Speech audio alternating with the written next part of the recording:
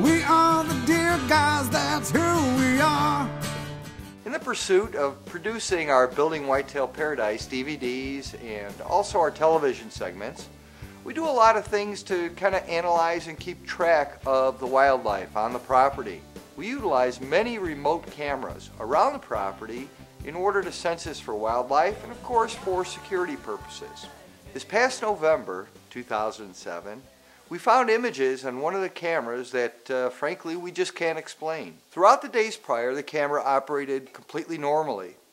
As a matter of fact, we have this image snapped in the dark prior to the upcoming series of images that we're questioning. The camera itself is set to take 3 images per triggered event. And this camera seemed to operate quite well over a series of 182 images. The only photos that contain this strange image in them are 6, starting at 3:59 a.m. and continuing to 4:02 a.m. Inside the picture, there's no evidence of wind. The branches above are perfectly still, the grass below is perfectly still. You can see a white-tailed deer in the background triggering the camera. In the second image, you can't see the deer. The strange white object with what appears to be light both above it and below it has moved in the second image. The third image again doesn't contain the whitetail, but this strange item is still there. The fourth picture again shows a white-tailed deer that appears to be startled. Its tail's up and it's looking directly at the camera. If there was a person here, you wouldn't see a deer in the background. Deer are very skittish animals. They're not going to stand for anybody being around them. The next image, image number 5, you can't see the deer any longer, but the white object is still there but is moved. The sixth and final image contains this strange image once again. No deer or wildlife in the background.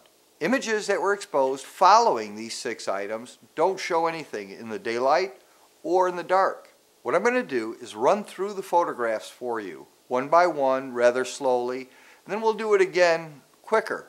Everything in the frame remains the same except for this strange image. You can see a light beam both above and below the image. It's almost as if the image of that cylindrical item is contained within the beam. Clearly it's not on the ground. It's actually levitating, so to speak. I make absolutely no claims as to what it is. I can tell you for sure it's nothing that we've done in backroom editing or enhancement. What you're seeing are the images as we've got them. Should anyone have any ideas as to what this is, if you've seen something like this, let us know. If you know anybody who's capable of analyzing photographs, a legitimate analysis, we'd be very interested in cooperating and passing along these images to appropriate folks who do study these types of things. For all of us here at Building Whitetail Paradise, I'm Bob Coyne, trying to explain what seems to be unexplainable. One who won't break a bed, all you gotta do is give us a call to the 2